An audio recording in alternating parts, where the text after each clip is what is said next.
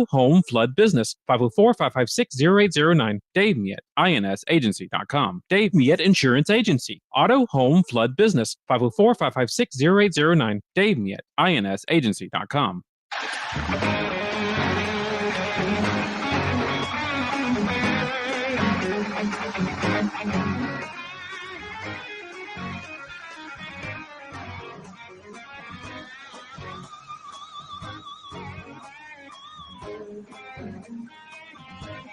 Oh boy, I like Mario's outfit today. In a little while, Mario's outfit du jour. One of our segments almost daily on the program.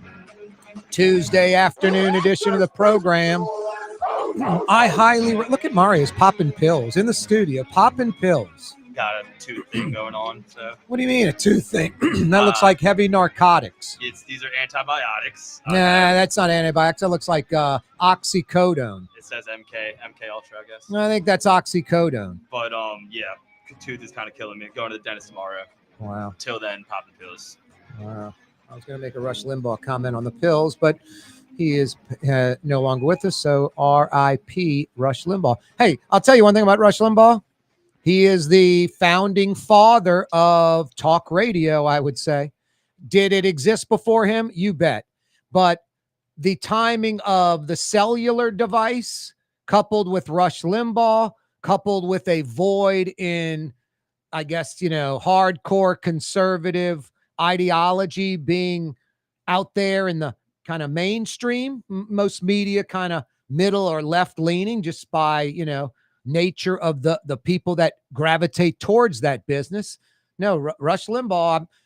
Am I a fan of Rush Limbaugh's show? No, I thought it was absurdly boring. I thought it wasn't, someone that says the word jocularity doesn't have a sense of humor. It's almost a self-fulfilling prophecy. So it just wasn't for me. But I'm not silly and I'm not ignorant. And Rush Limbaugh, when a Democrat was president, had like 20 million weekly listeners, 20 million. The number one radio talk show in the history of the medium. And when a Republican was president and his numbers were, quote, down, he still had like 12 to 14 million listeners, the number one show in talk radio. So good time, bad time, Rush Limbaugh was king of talk radio. It wasn't for me. I found it boring. I didn't think he was funny. I'm not into politics that much where I want to listen to that depressing stuff.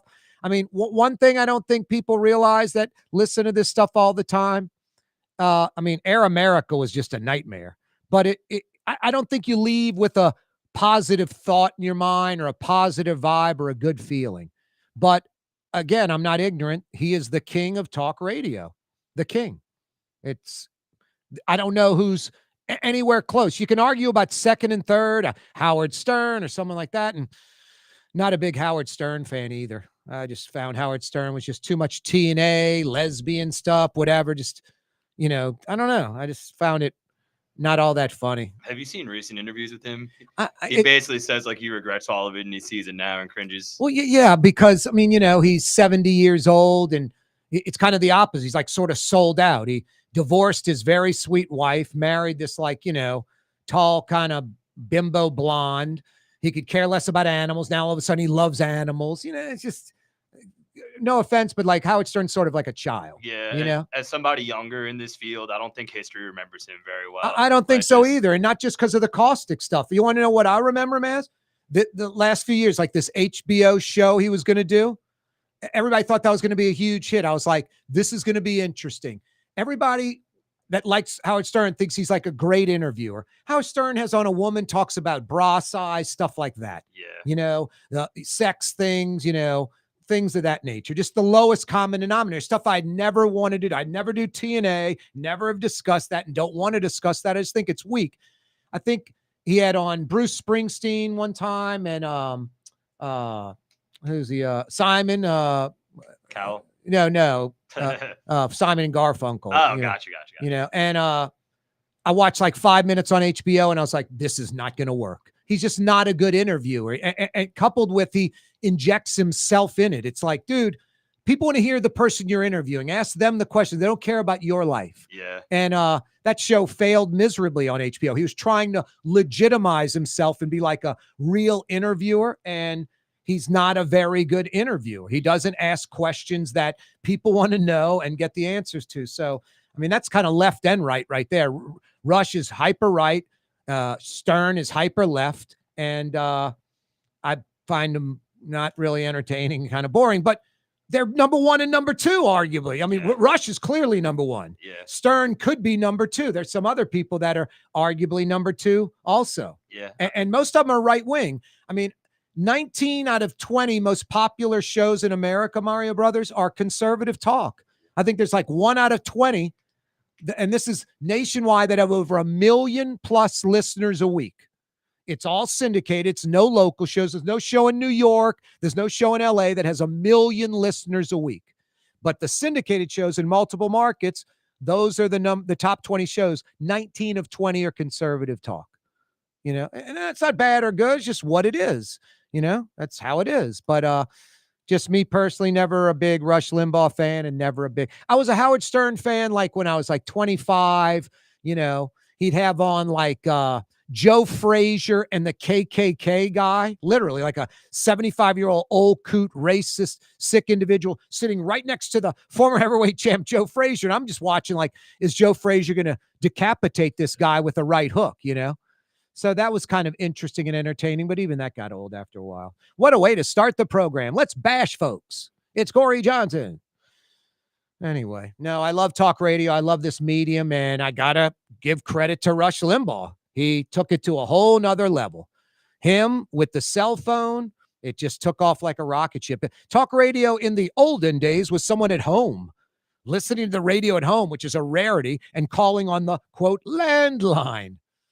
Anyway, how you doing today, Mario Brothers, a.k.a. Latinx? What a gorgeous day out there. Is this perfect weather, like 55, 58 degrees and sunny? Yes. It's outstanding. Very pretty day, man. I love it. I like the weather not fluctuating constantly. So it can maybe be a little colder, but I appreciate the consistency. 57 and sunny is tough to beat. Yeah.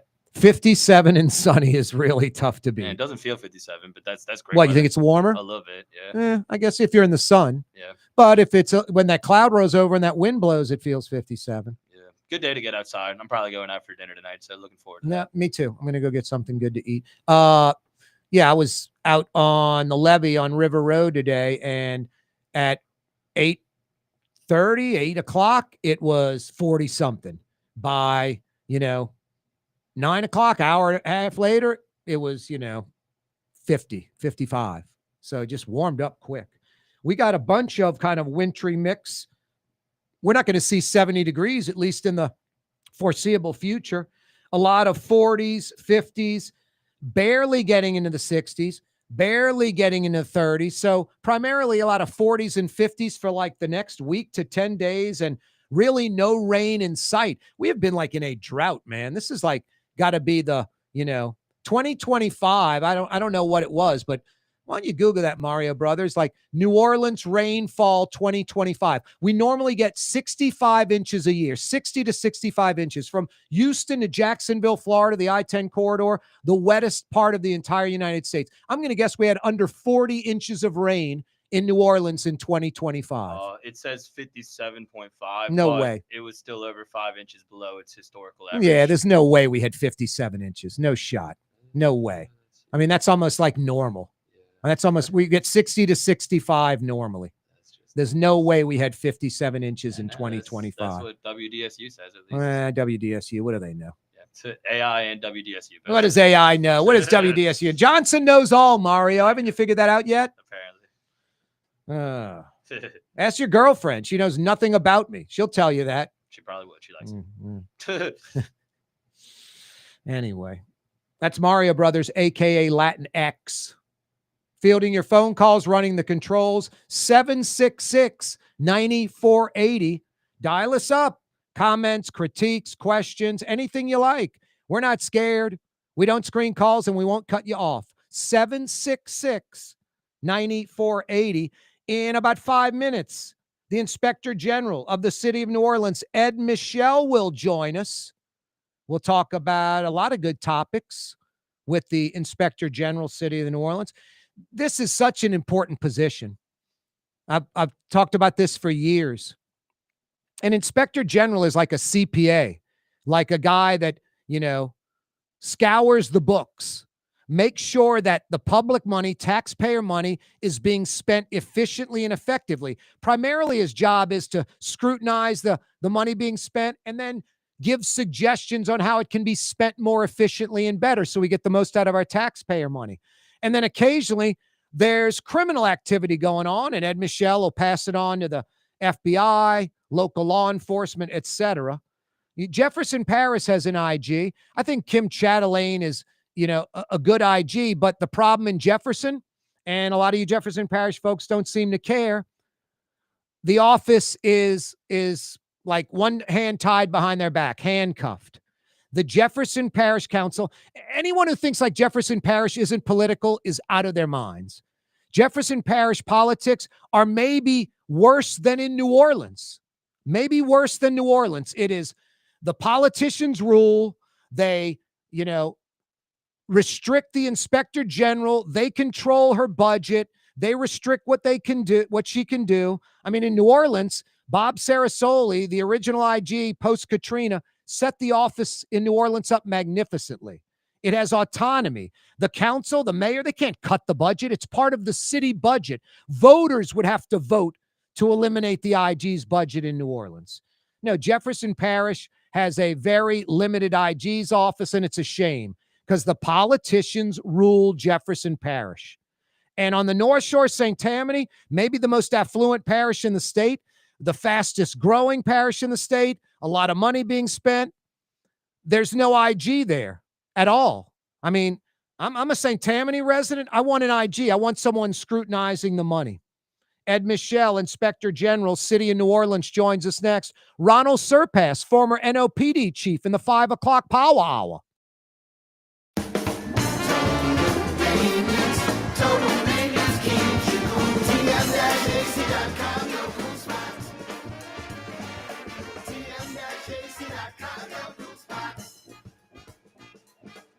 Scott Craig of Katie's Restaurant. All of my ingredients are fresh. Nothing comes out of a can here. Nothing. All of our seafood is Louisiana. All of our vegetables are Louisiana vegetables. It's a neighborhood restaurant. Katie's in Mid-City.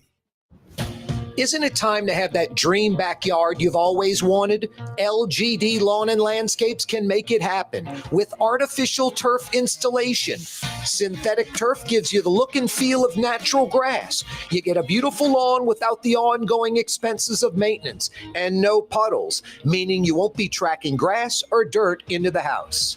Let LGD come to your house and give you a free estimate. NOLALGD.com. Outdoor dining, Middle Eastern cuisine, under the oak trees, Lebanon's Cafe, some of the city's finest lamb chops and shish kebab, Carrollton at Jeanette by the streetcar barn, Lebanon's Cafe. Dave Miet Insurance Agency. Auto, home, flood, business. 504-556-0809. Dave Miet, INSagency.com. Dave Miet Insurance Agency. Auto, home, flood, business. 504-556-0809. Dave Miet, INSagency.com. Word is, one of the best restaurants in New Orleans isn't even in New Orleans. Gallagher's 527 in Mandeville. Cross the lake and taste what you're missing. Tuesday through Saturday. Gallagher's 527 in Mandeville. Young's Dry Cleaning has free pickup and delivery. That's right. Young's Dry Cleaning has absolutely free pickup and delivery. Home or office, East Bank or West Bank. Call Young's at 288-8381 or online at youngsdrycleaning.com. Why wear the same old glasses that everyone else is wearing? Stand out from the crowd. Come to Art and Eyes. Art and Eyes is not your typical eyeglasses store. It's one of the finest eyewear shops in the country, right here in New Orleans, with precision-engineered prescription lenses and gorgeous high-quality frames from the heart of Europe, Japan, and the United States. Our products are thoughtfully curated, and our staff are here to help you find exactly the right frames. Art and Eyes on Magazine, as unique as you. Trey Yen in Mandeville, a New Orleans tradition for over 40 years, serving the finest Louisiana-inspired Chinese cuisine. Open Tuesday through Sunday. Trey Yen. Greater New Orleans, a destination for learning. With 13 colleges and universities and a booming job market, Greater New Orleans is the ultimate destination for your higher education. Your path to the future begins in Greater New Orleans. Find out more at studynola.com. Francesca Deli and Pizzeria has over 15 specialty sandwiches, a big 10-ounce burger, and some of the best pizza in New Orleans. Francesca Deli and Pizzeria on Harrison Avenue in Lakeview between Canal Boulevard and West End. Don't forget, you can catch The Neutral Ground with Corey Johnson on television every weekday afternoon, 4 to 5:30 on Cox Channel 4 TV and Spectrum Channel 333 television. I was down on Magazine Street today, popped into Art and Eyes. Art and Eyes, one of the best eyewear boutiques in America. You're not going to find a place like Art and Eyes in Houston, Dallas, Atlanta. You got to go to like Los Angeles, New York, maybe Paris. Over 4,000 frames to choose from. And trust me, this is a good thing. Designer names you've never heard of. Name brands you've never, ever heard of. The eyewear market is basically monopolized by Luxottica. Google them. It's like a mafia-controlled, I'm not kidding you. Everything's made in China. They buy up all these name brands. I mean, name brands I used to love, like Revo, Persol, Ray-Ban. I mean, Ray-Ban was pure America. Now it's made in China, and it's just terribly made. It's kind of throwaway stuff. You want the throwaway stuff? Go to the mall and get your prescription glasses or a great pair of sunglasses. Or if you really want some high-quality stuff and eyewear that's as unique as you, Art and Eyes on Magazine. Google them. That's what I did a few years ago. I got my new eyewear prescription, and I was like, man, I don't want to go to the mall and get the same old stuff. I don't want to go to some chain store. I literally, in Google, I said, high-end, high-quality, New Orleans-based eyeglass shop. And Art and Eyes on Magazine popped up. Do like I did a few years ago. I love this place. Art and Eyes on Magazine. Google them. If you wear prescription eyewear or need a great pair of sunglasses, Art and Eyes on Magazine. The 5 o'clock Power Hour, Ronal Serpas, former police chief, City of New Orleans, will join us live on the program. Right now, Ed Michel, Inspector General, City of New Orleans, joins us live. Happy New Year, Ed. Happy New Year to you too, Corey. How are you doing? Doing well, man. Thank you. Hey, I was talking about the importance of an IG's office, really for any municipality. I was saying how St. Tammany, a fast-growing parish with lots of public money being spent, you want an inspector general to scrutinize that spending. We're fortunate. Bob Sarasoli set up the New Orleans office with autonomy and a set budget that the council, that politicians can't change. Jefferson Parish, not as fortunate. The council gets very involved in that IG office. I think it's sort of, one hand tied behind their back. In general, tell us about the New Orleans Inspector General's office, why you took the job, and I'm sure that autonomy had a lot to do with it, and how important an IG office is for any municipality, going to bat for the citizens, making sure that money, that taxpayer money is being spent right. Sure. A critical and well-run Inspector General office actually will not only pay for itself, but it will provide a significant cost return for the entity that actually funds it. So, anyone can go look at our last annual report, but we identified probably about 26 to 27 million in potential economic loss prevented last year with a budget of about 3.5 to 3.8 million. And that's basically, Corey, a cost return or a rate of return for the city of about 750%. And that's just on the money that we identified and recovered. That doesn't take into account the professionalism, the financial risk, and the reputational risk that we ensured as a result of these reports. Sometimes these reports are just a one-time thing. It could be a bridge being built or a road or something like that. But most of the stuff you do, it is money you're saving that would have gone on year after year, decade after decade. So adding it up long-term, it could be tens of millions of dollars. Sure. Hundreds of millions Yeah. of dollars. Hundreds of millions. Yep. For sure. Yep. It is vitally important. What does an IG do essentially? I was kind of saying you're like a CPA, an auditor. Well, so most IG offices have an audit or an evaluator program and an investigative program. We're fortunate here in New Orleans. We have an audit, an evaluation, an investigation programs separately, as well as an IT analysis and an intel analysis section. So less than 5% of IG offices nationwide have actually all 5 of those entities under one shop. And I'm assuming most of the time you're always going to find something. You might praise a department or something that the city's got going, but they'll be like, hey, here's a suggestion on how to do it better. That's kind of best case scenario. Worst case scenario is there's a lot of fraud and abuse going on, and we've got to call law enforcement on this one.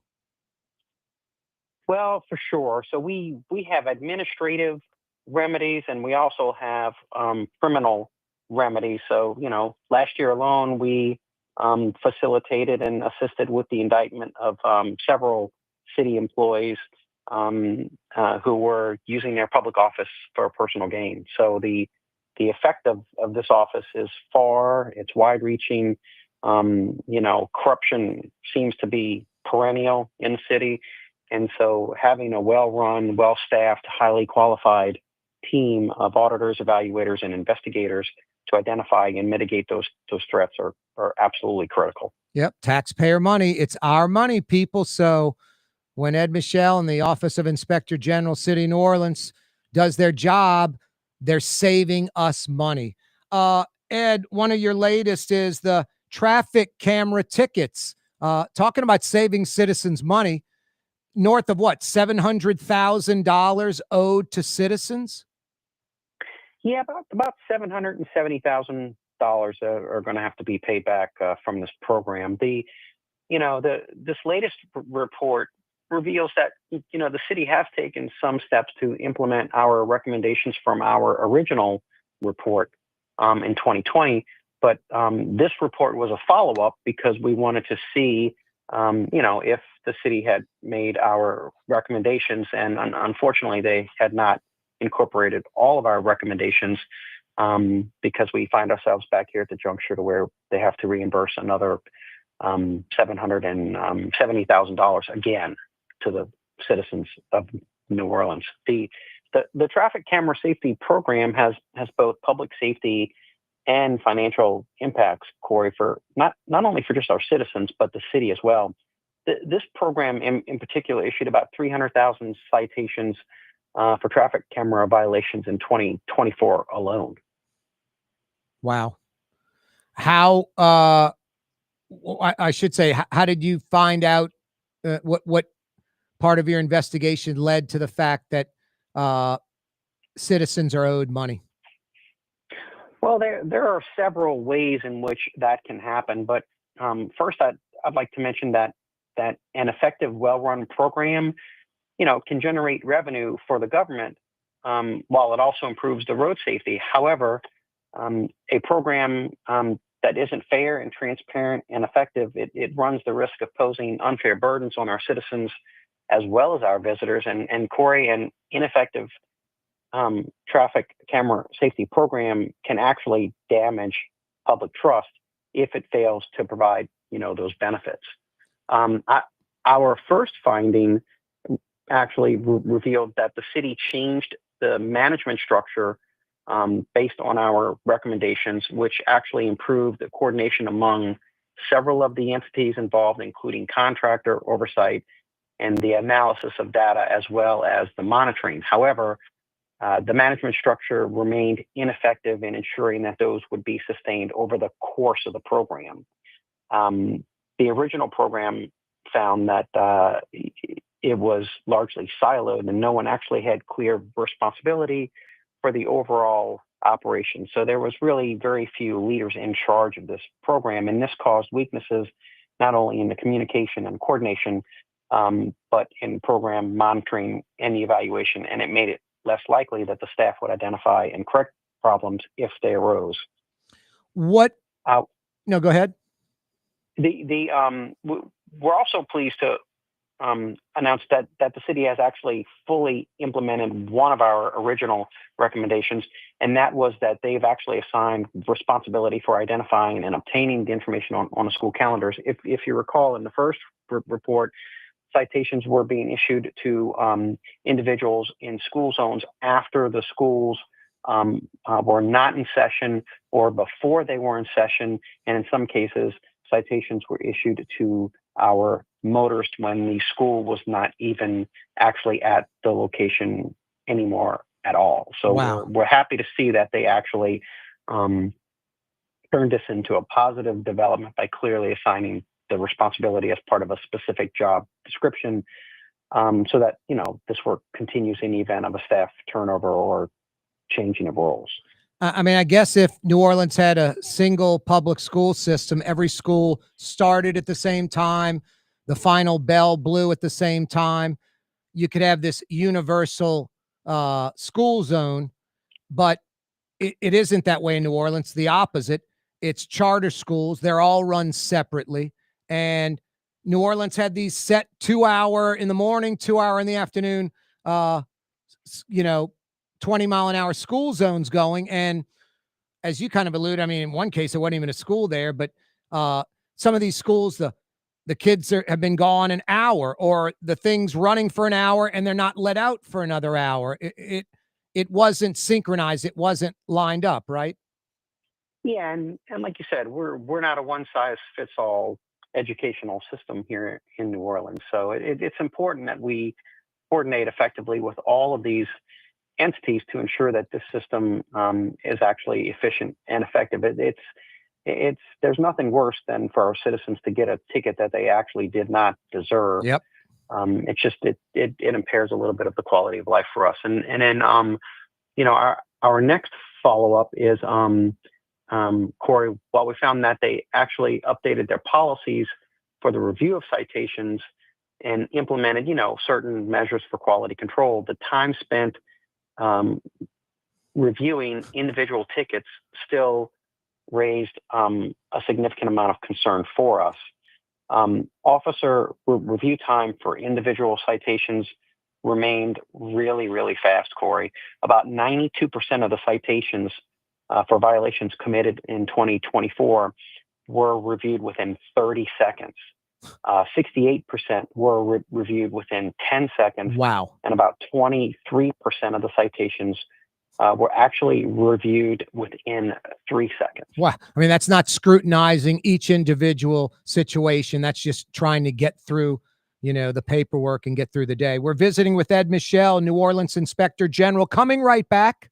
If you got to have a fence, you got to see the Fence Man, a locally owned, fully insured fencing company serving the metro New Orleans area for over 20 years. You got to see the Fence Man, thefenceman-neworleans.com. South Shore residents that love good food are making the short trip across the lake to Gallagher's 527 in Mandeville. North Shore folks have known about Gallagher's 527 for years.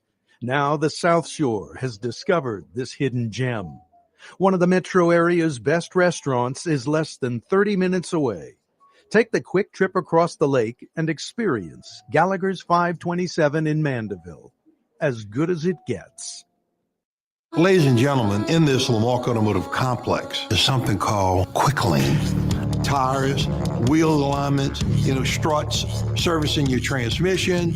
We do in all makes and models. It doesn't have to have been purchased from us. It's for you. It handles your lifestyle with your budget in mind. And we want to get you in and out as quick as possible. Quick Lane, you got to come see it. You're going to love the experience. Right there at Williams Boulevard in Kenner. For game-changing innovation, look to the Latrim family of companies located in Harahan. Intralocks, a Latrim company, changed the game when they invented modular plastic conveyor belts over 40 years ago. These belts and innovative Intralocks technology are transforming movement in manufacturing facilities around the world. Intralocks is a dynamic global company now hiring in production, warehousing, shipping, and more. If you want to be part of our successful team, visit Latrim.com. That's LAITRAM.com.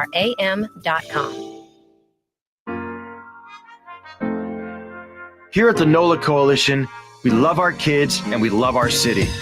The people of New Orleans are standing together for a better future. By harnessing our collective resources, the NOLA Coalition will create a safer, more prosperous city for all residents. Your support is needed to help reduce violence, invest in our children, and drive generational change.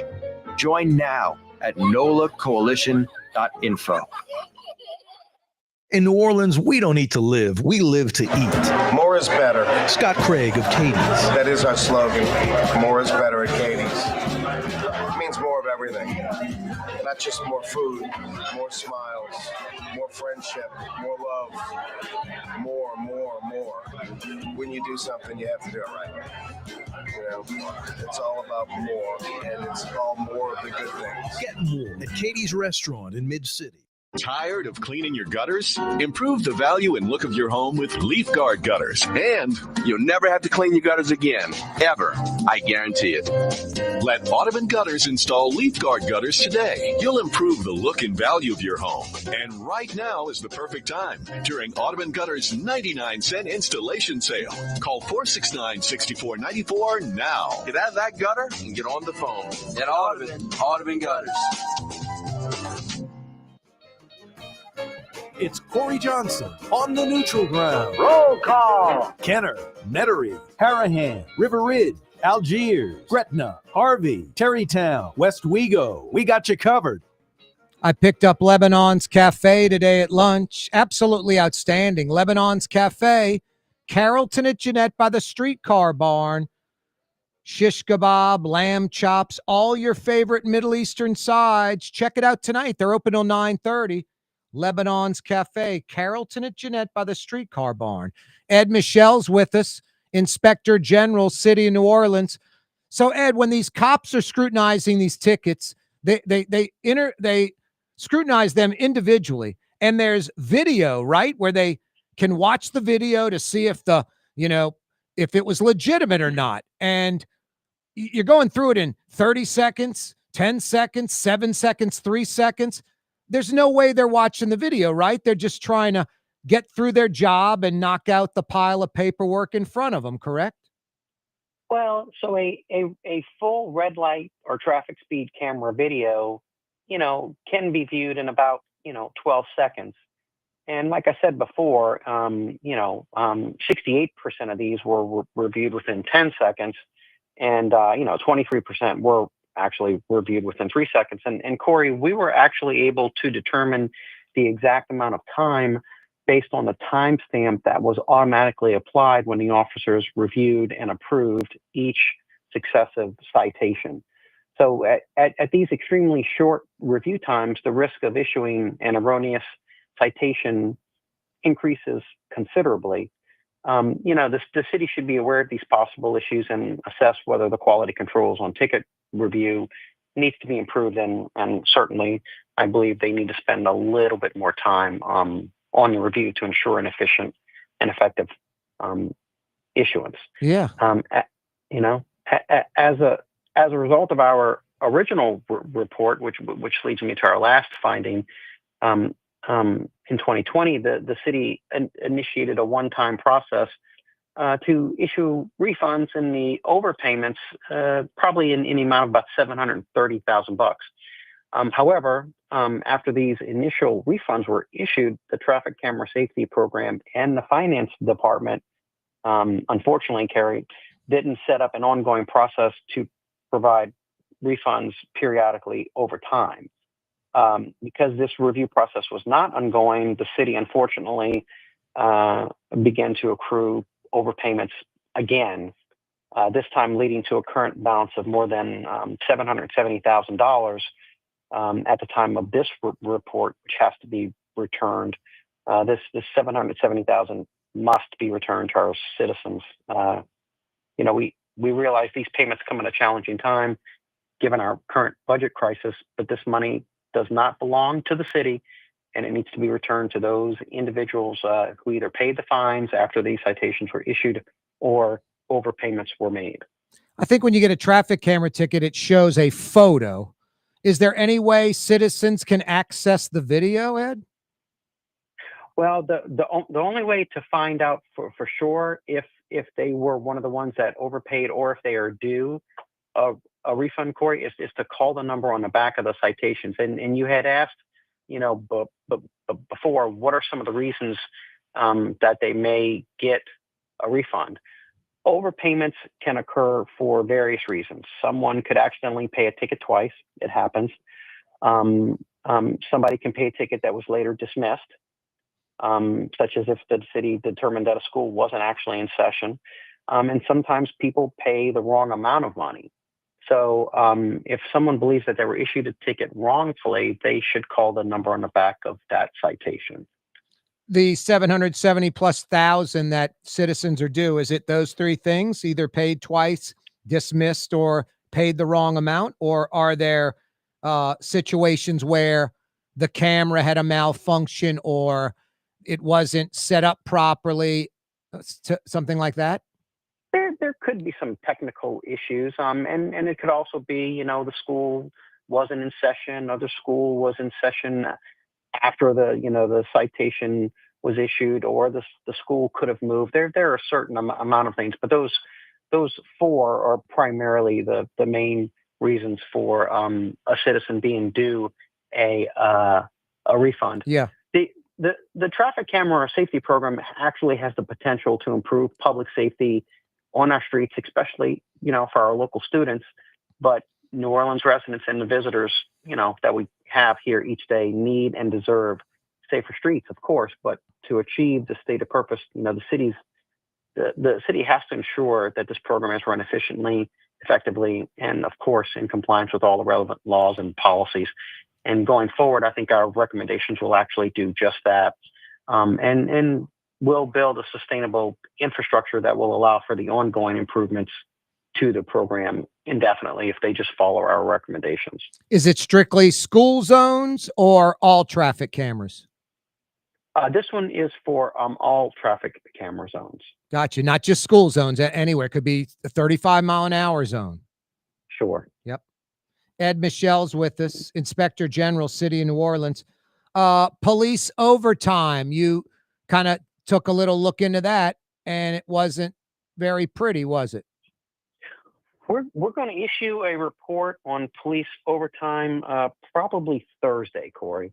And given our current budget structure, it's critical now more than ever that we utilize our limited resources efficiently and effectively. And this report is going to have a host of recommendations, not only to ensure the integrity of supervisory review for the officers that are actually doing the work, but also ensuring that our resources, the citizens, the taxpayers that are actually paying these salaries can ensure that these salaries are being dispersed for work that was actually done. What else do you have going on, Ed? Anything else you can give us a hint on that you're looking at into the future, or you need to keep that hush-hush right now while you continue your work? No, sure. We have a host of things going on. We are actually under a 30-day review for the New Orleans Aviation Board and management to see if they were in compliance with policies and procedures with regard to professional services contracts. We are actually getting ready to issue another report on EMS response time to determine if the city is responding to medical emergencies timely and in accordance with their policies and standards. We're also, I think this is going to be a big one, Corey. We're conducting a audit of nonprofit property for tax exemptions. And the objective of this audit is to determine if the city is adequately verifying the eligibility of nonprofits exempt from paying property taxes. As you know, we finished a property tax and homestead exemption fraud initiative not too long ago where we identified hundreds of individuals who were receiving a homestead exemption despite the owners being deceased for several years. Wow. So I think this report's going to also reveal several ways that we can actually save some funds and actually identify entities that possibly may not be eligible but are receiving tax exemption status. And as I said, we'll be releasing our NOPD overtime report tomorrow. And, we always have several ongoing criminal investigations that we can't talk about until they're completed, but we'll have several of those as well for this year. I would assume almost everything you do, there has to be a follow-up to see if the city complied. We like to do a follow-up within a year to 16 months to determine if the recommendations we made actually took place. And, when we make these recommendations, I want to make it clear, our audit team consists of mainly of CPAs. Our evaluation team is housed and staffed with members who have their JDs or their PhDs. My investigators are mainly retired federal law enforcement agents.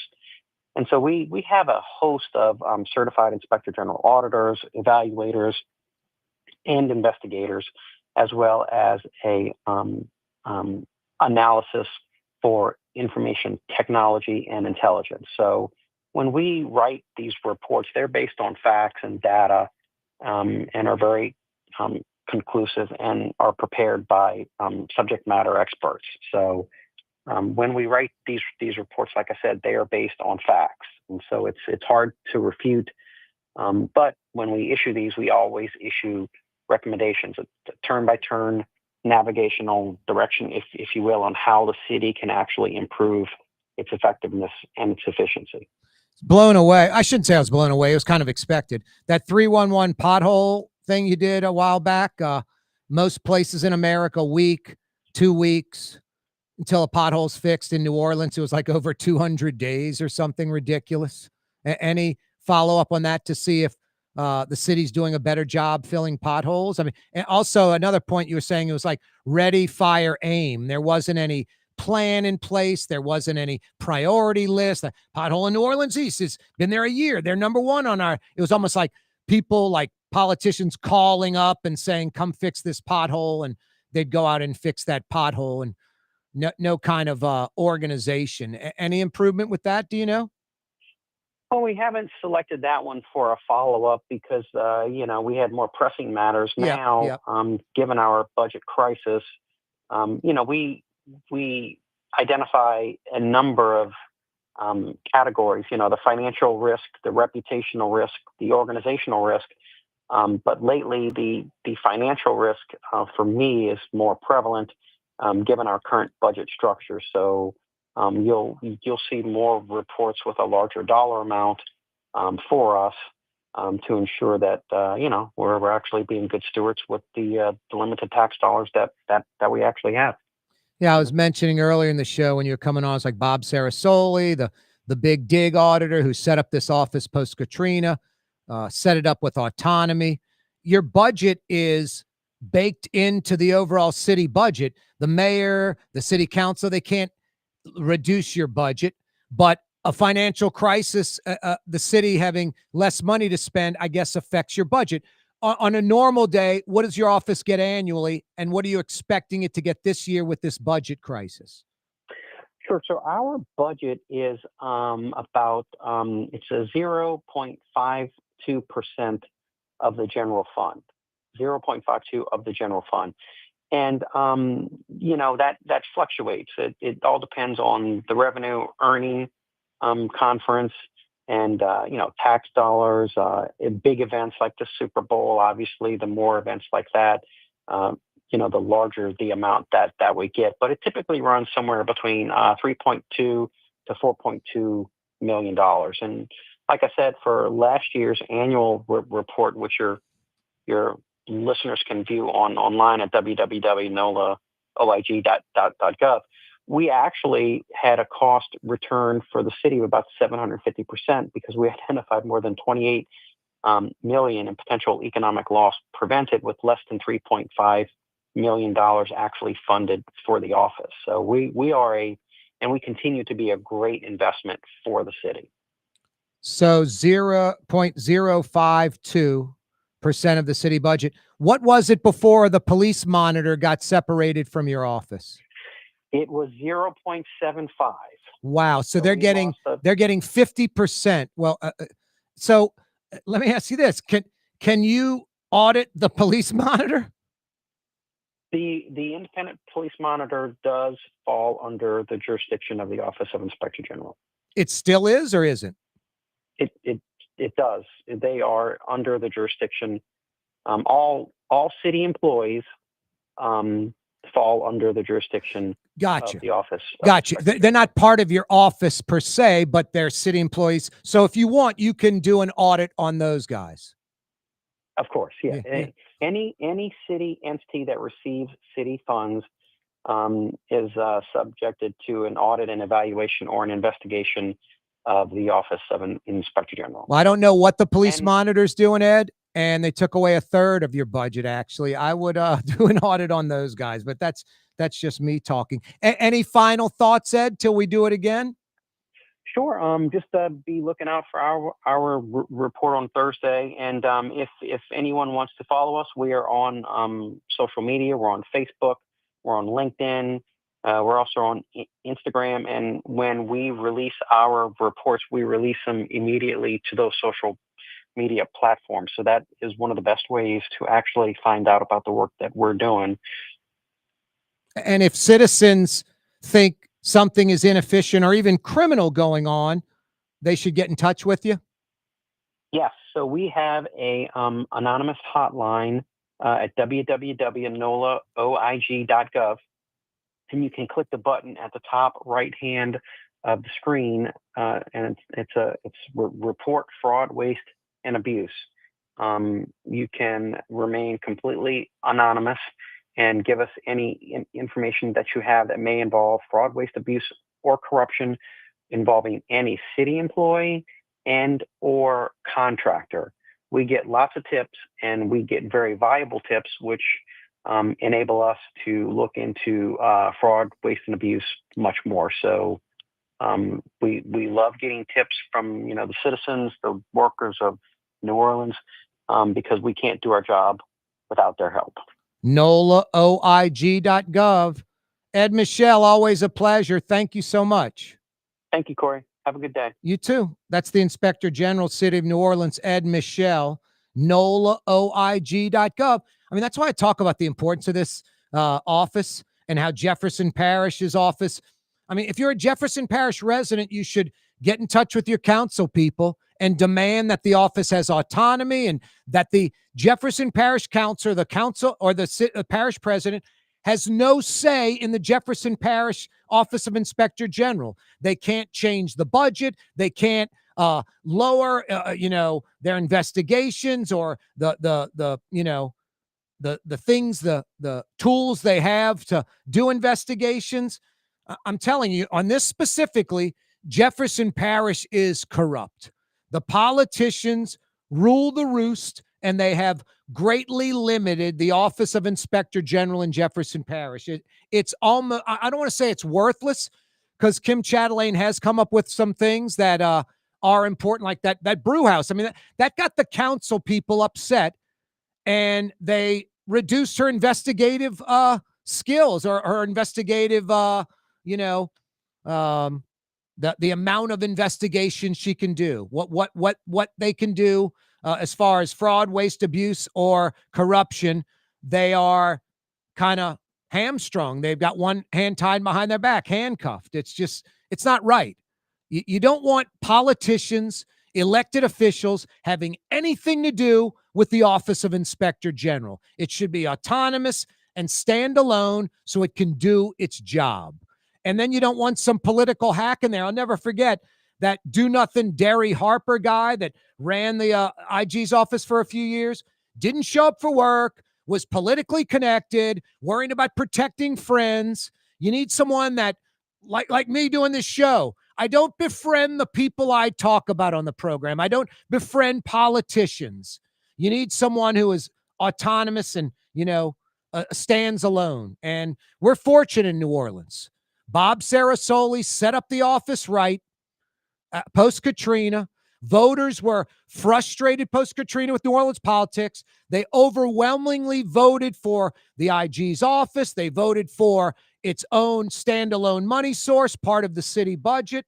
No, it's a nightmare where this police monitor, which was under the IG's office, I forget how it broke free, some political nonsense. I should have asked Ed how it literally broke free. But they took a third of the IG's budget away, and I don't know what the police monitor does. I don't know what the police monitor does. So hopefully Ed Michel takes my recommendation. I'm sure he's thought of it himself and goes and audits that police monitor, because there should be a vote for the people to put that money back in the IG's office and put the police monitor back under the IG's office. I don't think there are any investigators. They don't have any investigative experience. You know, the police monitor has become like Jefferson Parish's IG, kind of a political pawn. It's a nightmare in New Orleans. Thank God for Ed Michel, who's like Bob Sarasoli, a pit bull. He's relentless. You want to know my biggest concern with Ed Michel? That he's going to burn out like Bob Sarasoli did. There's so much just fraud, waste, abuse, and or corruption. It's just endless. I remember going into the IG's office. I was invited down there. It's in the federal building. Bob Sarasoli was smart. He didn't want in just some building where public officials could knock on the door and walk in. You can't go to the federal building and get in. You know, it's not just, metal detectors. You need to have your appointment in advance. Bob Sarasoli would meet public officials in the lobby of the Meridian Hotel, literally. And so he had control. They couldn't come in and control him. And I thought that was brilliant. So, yeah, the police monitor, I don't know what they do. Seriously. But they took a third of the OIG's budget. And that limits what Ed Michel and this Office of Inspector General can do. No, it's so important. Jefferson Parish needs a real office, and St. Tammany needs an office. They got nothing in St. Tammany. I mean, North Shore residents, man, millions and millions of dollars spent on roads and sewerage and all kind of public works projects, your taxpayer money. You're going to just trust the North Shore politicians? I got news for you. The Metro New Orleans area is stagnant for 40 years. New Orleans has shrunk in population. A lot of people have moved to Jefferson Parish. Jefferson Parish has shrunk in population. A lot of people have moved to the North Shore. The 1.2 million in the Metro number remains the same. St. Tammany's growing. It's growing not because people from Atlanta, Dallas, or Houston are moving to the North Shore. It's because people from the South Shore are moving to the North Shore. You North Shore residents need to step it up. You know, I wouldn't trust politicians. They're New Orleanians. They're Jefferson Parish folks that have moved to the North Shore. Do I need to rattle off the list? I mean, the key law enforcement person in St. Tammany Parish indicted, went to jail. The sheriff indicted, went to jail. Council people have been indicted, gone to jail. St. Tammany is very corrupt politically. It's not some lean, mean machine. I'm not trying to say, man, it's a lot better than New Orleans. You bet it is. New Orleans is the city. Jefferson Parish is the suburb. The North Shore is the exurb. It's supposed to not be as corrupt as an inner city. But if you think St. Tammany's clean and green and everything's fine over there, I trust the politicians, the taxpayer money's being spent properly, you're very naive. If I were a St. Tammany Parish resident, I would demand an Office of Inspector General. And I know New Orleans is dysfunctional, but trust me on this, the Office of Inspector General was set up right by Bob Sarasoli. So demand that it follow the New Orleans model, autonomy, part of the city budget, the money goes to that office, and politicians in St. Tammany can't change that. Only a citizen's vote can change that. So St. Tammany desperately needs an Office of Inspector General. You want someone scrutinizing that vast amount of public money being spent on public projects. I love getting Ed Michel on the program. Like I said, he's a pit bull, relentless. I just hope he doesn't burn out because there's so much crap going on. No, when I went into that office in the federal building, Bob Sarasoli on this wall had all these yellow sticky notes. And he's like, it's not a pyramid. It's not like a tree. It's just, it's like, you know, a weed growing in all different directions. 144. He came up with 144 entities that are part of New Orleans government. Some of them have taxing power, can float bonds. Some of them don't even exist, yet they're there on paper. And we're getting funding and didn't exist. He said there were 144 of these pseudo government entities. Just crazy, crazy. Hey, New Orleans, Ronal Serpas, former police chief, City of New Orleans, will join us next in the 5 o'clock power hour on this Tuesday. So much going on. Good news, Mayor Helena Moreno, the Lights On campaign. She went out to New Orleans East. New Orleans East, you've been ignored for too long. Not anymore. 3,000 plus. 3,000 plus. Like about 7-8% of all street lights, traffic lights are out in Metro New Orleans. Like right under 10%. Especially in crime areas. Oh, there's Blue Boy barking up a storm. What, buddy? I need to be quiet? Wow, boy, that's pretty forward of you. What? Oh, because we're at the top of the hour, and you come on to let me know to stop talking because we're at the top of the hour. Thank you, Blue Boy. You're right. 5 o'clock powwows next. Stick around, New Orleans. We got a lot more coming your way. Yeah, you right. You're on the neutral ground with Corey Johnson on TV on Cox Channel 4 and Spectrum Channel 333. Also on YouTube, on radio at NOLA Talk 93.9 FM, WSLA New Orleans. It's 5 p.m. Young's Dry Cleaning has free pickup and delivery. That's right. Young's Dry Cleaning has absolutely free pickup and delivery. Home or office, East Bank or West Bank. Call Young's at 288-8381 or online at youngsdrycleaning.com. My Sittu, that's Arabic for grandmother, used to make the best football kibbe. You can experience kibbe just like my grandmother used to make, and so many other Middle Eastern favorites on the streetcar line, Lebanon's Cafe. Why wear the same old glasses that everyone else is wearing? Stand out from the crowd. Come to Art and Eyes. Art and Eyes is not your typical eyeglasses store. It's one of the finest eyewear shops in the country, right here in New Orleans, with precision-engineered prescription lenses and gorgeous high-quality frames from the heart of Europe, Japan, and the United States. Our products are thoughtfully curated, and our staff are here to help you find exactly the right frames. Art and Eyes on magazine, as unique as you. Ford F-150, #1 seller in America. What about in the USA? Let's see, what about in the world? Who sells more trucks than Ford? Nobody. It's because the Lamarck team is the real team. All that makes it happen is one goal. Everybody having a great experience at Lamarck Ford. We became #1 for a reason, because we're good. And we need to prove it every day, every deal, all the time. Total maintenance keeps you cool.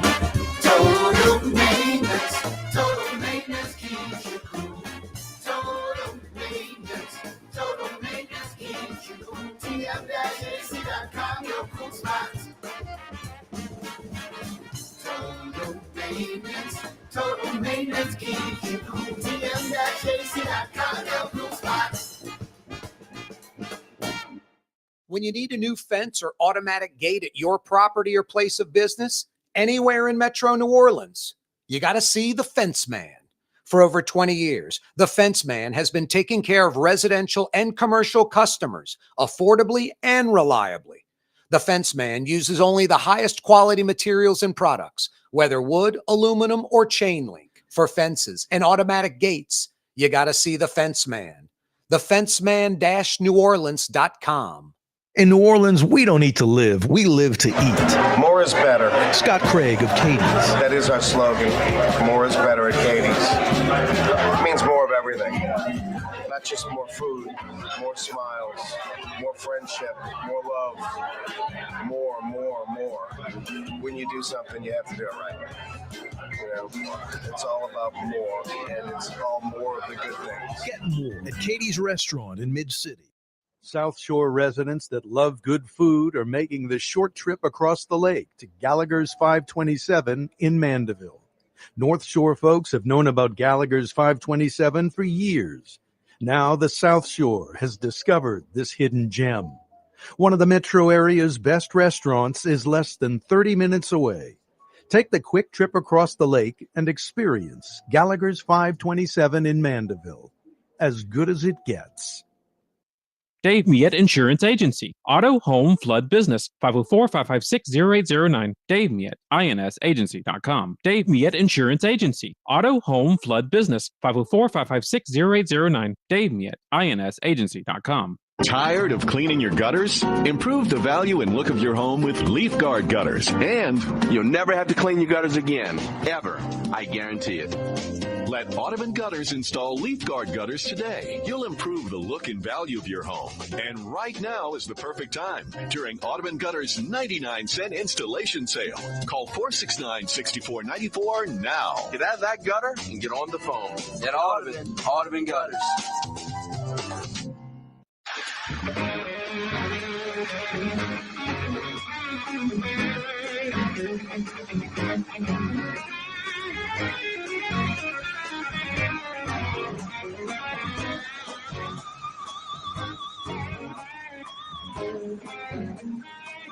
Yeah, you're right. Corey Johnson back at you. 5 o'clock powwow upon us. If you missed the last hour, Ed Michel, Office of Inspector General, City of New Orleans, was with us talking about traffic camera tickets, $770,000 in traffic camera tickets. That money is due back to the citizens. Might be you that needs that is eligible for some of that cash. Police overtime, all kind of good stuff. You can always check it out after the fact. At 6 o'clock every day when we're done, you can check out the podcast on Spotify of this program. You can check out the program on X or YouTube live right now on X. Follow us at Corey Johnson. On YouTube, it's the Neutral Ground with Corey Johnson. Click to subscribe to our YouTube channel. It's free. And you can go back after the fact and check out today's program at 6 o'clock, yesterday's program, last week, last month, any program we're doing. They're all there. We have short clips every day, just about after 6 o'clock on X, on YouTube, also on TikTok, Instagram, and Facebook. Check us out. We're everywhere. The Big Five on social media. Yeah, and of course on radio and TV live every day from 4 to 6 o'clock weekdays. So if you missed Ed Michel, you can check it out in about 55 minutes. Ronal Serpas, former police chief, City of New Orleans, former Nashville police chief, former Washington State police head. He'll join us in a few minutes, in about 10 minutes. Love getting Ronal Serpas on. This guy is a, law enforcement expert. We'll talk about Troop NOLA, NOPD, the consent decree gone, all that good stuff with Ronal Serpas. 5 o'clock power hour. Corey Johnson with you. The 5 o'clock power hour this afternoon brought to you by The Fence Man. When you need a fence or an automatic gate for your home, business, or any property, you got to see The Fence Man. If you need your fence repaired or your automatic gate repaired, you got to see The Fence Man. For fences and automatic gates, East Bank, West Bank, North Shore, River parishes, anywhere in Metro New Orleans. Over 20 years of fence and gate building experience, affordable, reliable service, personalized designs. They use only the finest materials and craftsmanship. TheFenceman-NewOrleans.com.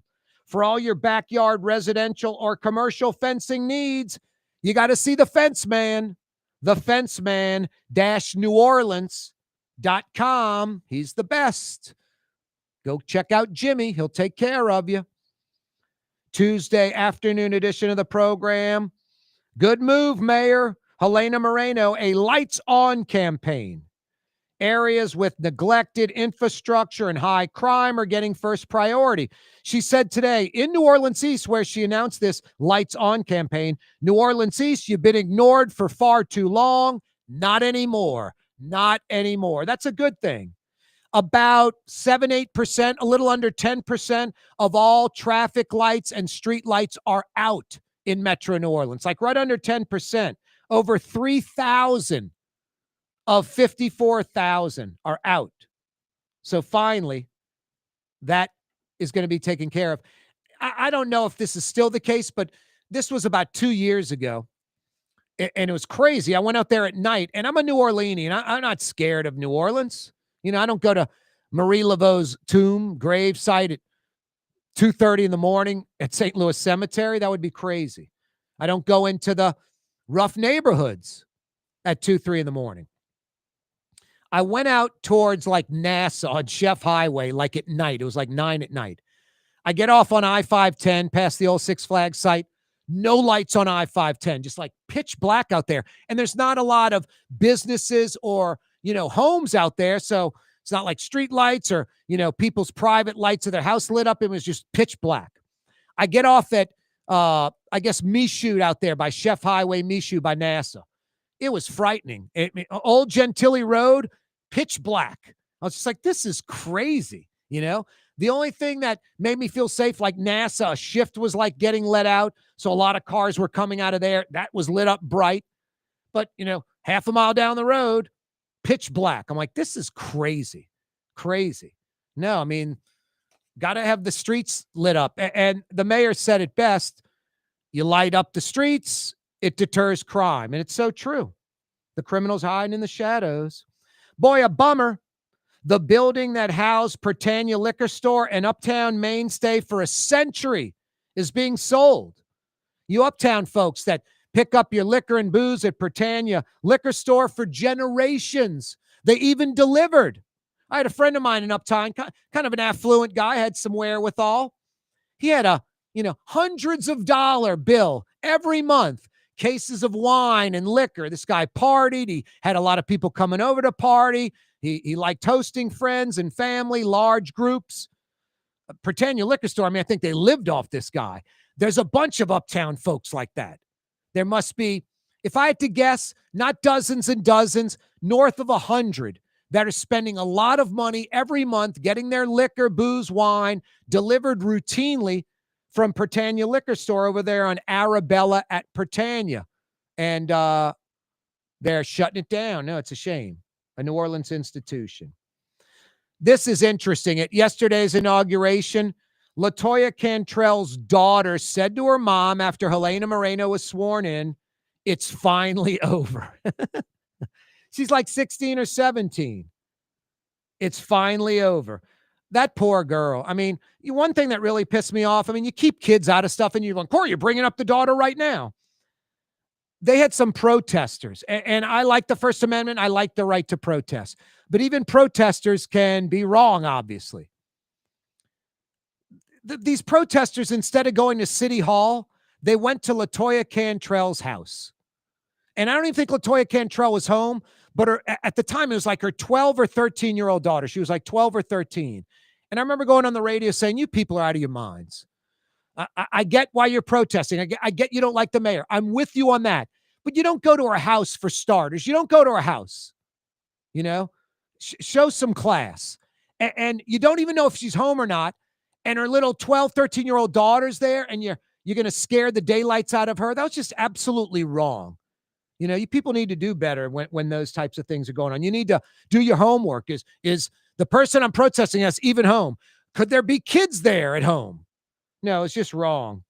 So, no, I felt really bad for her. And I guess, things had to be bad for her because she's just a little girl trying to live her life as a little teenager. And probably a bunch of her fellow students are listening to their parents and your mom sucks and all this and hearing it constantly from people like me. She might be tuning in the radio, watching on TV, sees me just ripping her mom, newspaper, anybody. So it's been rough for her. Kids need to be left alone, need to be left out of this. No, she's right, though. It's finally over, And she's a De La Salle girl, so that makes sense. Her saying it's finally over. She's smart. She goes to De La Salle, my alma mater. Not Mario Brothers' alma mater, Brother Martin. I thought Brother Martin was like a sports thing only. I didn't even know they had academics. I thought it was a sports club, Mario, like Rummel. It's funny you say that. I'm going to call a Brother Martin sporting event for the first time in my career, so looking forward to that. Nice, man. What event? A soccer game. They're playing Jesuit in a couple weeks. Nice. It's going to do play-by-play? Yes. Wow. Have you ever done soccer play-by-play? I have a limited experience, but yes, I have. Wow. Soccer is one of the easiest sports, I think. Let me say something racist. You're Latino. You can handle it. Exactly. Oh boy. That's Are you? Can you handle a soccer ball That's the thinking. Oh, a little bit. I can juggle. better with a football or soccer ball? Much better with the football. I could have played So soccer. you're just so westernized and American. Exactly. I could have played soccer and probably gotten way more playing time, to be real with you. But I just love football. I played soccer for De La Salle, but I wasn't a soccer player, if that makes sense. I played soccer, had no chip, had no shot, no left foot. I was pretty quick and fast and pseudo athletic. So they started me. I'm serious. This is how it worked. This showed I'm not a soccer player. I played soccer because I was fast and quick. They had me like on the right wing. And it was, the kind of box style passing around. When I was playing that, the great teams did that, but most it was kick and run. Kick it over the, defense, and hopefully, the winger outruns the defender and has a shot on goal. High school soccer. I would outrun 90% of the people I played against. Now, I ran track for De La Salle for a month, and I realized, oh boy, you're faster than 90% of the population, but you're not track fast. That was like, these track fast people are just so quick. So anyway, I played soccer, and there was a bunch of chip and run, and I'd run it down and be one-on-one shot on the goal, right to the goalie, miss kick it, over the goal, left of the goal, right of the goal. I mean, I'm telling you, I must have been like scoring 3%, like 30 shots on goal, I'd make one. So finally, like, okay, Corey's quick and fast, and he gets a lot of shot on goal, but it's meaningless because he can't score and he can't handle the ball. Let's put him on defense. And I was like, I kind of prided myself on, I'm going to just be a rock in this guy's shoe. I'm going to be a thorn in his side. I'm just going to harass him the whole time. And when you're in high school, you don't care how big the other person is. You're ready to fight. You're ready to go at it. You're going to be relentless. No one's going to intimidate you. None of that. I remember playing Abramson. This guy was like 23 on the Abramson team back then, like spit in my face, all this. I just jacked him one time and we got into a big fist fight. But, my team came to, all that to my help. And I didn't care. I got hit. I hit him back, whatever. This guy was like 23 years old. I'm like, this guy's a full-blown adult. I think he played for like a pro team. Anyway, no, they put me on defense and I just harassed people. But, I'm a golfer. I can play golf. I'm a golfer. Some people just play golf. I'm a golfer, but I'm not a soccer player. I just played soccer and wasn't very good at it. I've got a better shot and chip today than I did back then, Mario. I was always trying to kill it, 110%. And now do like 60%, just get your top of your foot on the ball and it's going to do what you need it to do. Pretty much, yeah. Anyway, sorry about that diatribe. Coming right back. When you need a new fence or automatic gate at your property or place of business, anywhere in Metro New Orleans, you got to see the Fence Man. For over 20 years, the Fence Man has been taking care of residential and commercial customers affordably and reliably. The Fence Man uses only the highest quality materials and products, whether wood, aluminum, or chain link. For fences and automatic gates, you got to see the Fence Man. thefenceman-neworleans.com. Word is, one of the best restaurants in New Orleans isn't even in New Orleans. Gallagher's 527 in Mandeville. Cross the lake and taste what you're missing. Tuesday through Saturday, Gallagher's 527 in Mandeville. Here at the NOLA Coalition, we love our kids and we love our city. The people of New Orleans are standing together for a better future. By harnessing our collective resources, the NOLA Coalition will create a safer, more prosperous city for all residents. Your support is needed to help reduce violence, invest in our children, and drive generational change. Join now at nolacoalition.info. Francesca Deli and Pizzeria has over 15 specialty sandwiches, a big 10-ounce burger, and some of the best pizza in New Orleans. Francesca Deli and Pizzeria on Harrison Avenue in Lakeview between Canal Boulevard and West End. Young's Dry Cleaning, with 2 walk-up locations with personal service. Young's on Claiborne and Young's on Harrison Avenue in Lakeview. Young's Dry Cleaning. Call 288-8381 or online at youngsdrycleaning.com. There's a Middle Eastern restaurant that's less than 5 minutes from where Causeway and River Road meet. Lebanon's Cafe. Convenient to Old Metairie and Old Jefferson. Carrollton at Jeanette on the streetcar line. Lebanon's Cafe. Dave Miet Insurance Agency. Auto, home, flood, business. 504-556-0809. Dave Miet, INSAgency.com. Dave Miet Insurance Agency. Auto, home, flood, business. 504-556-0809. Dave Miet, INSAgency.com. Trey Yen in Mandeville, a New Orleans tradition for over 40 years, serving the finest Louisiana-inspired Chinese cuisine. Open Tuesday through Sunday. Trey Yen. For game-changing innovation, look to the Latrim family of companies located in Harahan. Intralocks, a Latrim company, changed the game when they invented modular plastic conveyor belts over 40 years ago. These belts and innovative Intralocks technology are transforming movement in manufacturing facilities around the world. Intralocks is a dynamic global company now hiring in production, warehousing, shipping, and more. If you want to be part of our successful team, visit Latrim.com.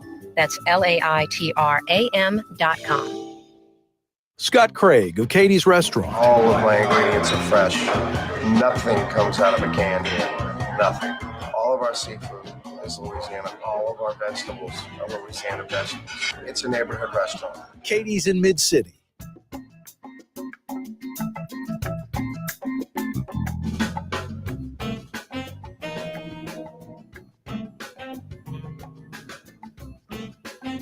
Real New Orleans conversation. No place like New Orleans. Corey Johnson. Thanks for joining us. 5 o'clock powwow going on as we speak. The 5 o'clock powwow this afternoon brought to you by Gallagher's 527 in Mandeville. If you love to eat, if you love great food, you like going out to dinner or lunch at great restaurants, I'm telling you, Gallagher's 527 in Mandeville is a must. You South Shore folks. I mean, I live on the South Shore. I'm at Gallagher's 527 about every 2 weeks. It's that good. I discovered it about a year and a half ago. I've probably been 20 or 25 times now. They've got great lunch specials. They've got incredible entrees, steaks, lamb chops, sizzling in butter. The lamb chops and quail, that mixed grill is fantastic. Great gumbo, turtle soup, appetizers. I'm telling you, one of the finest dining experiences in Metro New Orleans. South Shore folks, make the short trip across the causeway. 25 short minutes from Lakeside Shopping Center. You're at the front door of Gallagher's 527 in Mandeville. No driving on the North Shore. You cross that causeway bridge, immediately on your right, Gallagher's 527 in Mandeville. Lunch Tuesday through Friday, dinner Tuesday through Saturday night. Get there tonight. Get there tomorrow for lunch. It's fantastic. Gallagher's 527 in Mandeville. You will not be disappointed. I love getting this guy on the program. Super law enforcement guy. He's been at it for a long time. He's retired now, but he not only ran the NOPD, he not only ran the Nashville Police, also the Washington State Police. He's got a lot of experience, a lot of success. He knows what he's talking about. He's teaching over at Loyola. Ronal Serpas joins us live on the program. Ronald, how are you? I'm very good, Corey. How are you? Good, man. Happy New Year. Same to you. Hey, I know you follow what's going on in New Orleans. Have you been a little optimistic lately about some changes? And I mean like over the last year or so. Troop NOLA coming in, the NOPD proactively policing instead of reactively, and this consent decree going bye-bye. Well, there's three things there. One, the state police establishing Troop NOLA is always a good thing to have more people working to make New Orleans a safer place. The second thing is the only kind of policing, Corey, that's been proven by decades of social science research to reduce crime is proactive policing. When you're responding to calls, you're by definition late. So any police department that's out there proactively looking to remove from the community those people who have demonstrated their contempt for the community by committing crime can reduce crime. The third thing is the consent decree really had one core principle, Corey. And as you remember, the audience remembers, when I came back, we worked with the federal government through the investigation, the negotiation of the consent decree, and the decree itself. Here's the issue. The New Orleans Police Department in 2010 did not have particularly bad policies. Louisville probably doesn't have particularly bad policies. Seattle did not have particularly bad policies. The breakdown is when supervisors are not enacting those policies through accountable leadership to ensure that citizens can expect proper policing. And here's the trick, Corey, and I did this for many decades, and I'll tell you what the trick is. Good police officers don't want bad police officers. Good police officers don't want officers who lie. And when you as the leader enforce those kinds of policies, you're sending the message to the hundreds of good police officers. Sometimes, not here in New Orleans right now, sometimes chiefs are so afraid of those who are rallying around the union or rallying around the association who can defend, who always defend the lowest common error. The good police officers don't really care for that. You don't expect them to jump up in a meeting in the union and say, God, y'all got to stop this. These people got to go. But they do it in the way they perform. Final point, Corey. When we came back in 2010, citizen satisfaction poll and independently done, which is the most important measure for making decisions as a chief, not the crime numbers. Half the time, you don't even, half of all crime doesn't report it still to this day. But when citizens in 2010 were asked, or 2009 asked, do you have confidence in the NOPD? It was 33%. During the 4 years we were together, it was the highest 4-year average to date. And that's because the officers responded to making their job as good as it can be and treating people with respect. Hey, Ronald, you were a policeman in New Orleans, and I believe it was the Fed sending Richard Pennington, who was, I guess, number 2 or number 3 in D.C. down here to be chief. And he basically tapped you to be his number 2 guy, right? That's the case. I was fortunate enough that Richard identified me as a major, which is the highest civil service position, and he made me the number 2 chief responsible for all patrol and investigations, community policing, and proactive policing. And that model between 1996, the end of 1996, all the way through 2001 it became, Corey, an international model of reform that Chief Pennington led, and I had the opportunity to learn from. And then we did the same thing when I was the chief in Washington. We did the same thing when I was chief in Nashville. And we did the same thing when I came back to New Orleans. But let me say this to the people in New Orleans. Richard Pennington was a visionary of his time, and I was very fortunate to work with him. Yep. No, that was good times in New Orleans. Going back to where we were, Ronald, the consent decree. Why was it implemented in the first place? I guess it's all about civil rights violations. And then how does it restrict the NOPD? And now that it's gone, how does it free up the NOPD? The issues were many people raised the question that the police department had a pattern or practice of unconstitutional conduct. There can be no question that Katrina was a once in a 1,000-year storm. It was a once in a 1,000-year destruction of the infrastructure of a city's government. And it was a once in a 1,000-year destruction of a police department. So the question was, did the police department so dramatically move from practical policing that people were being disadvantaged?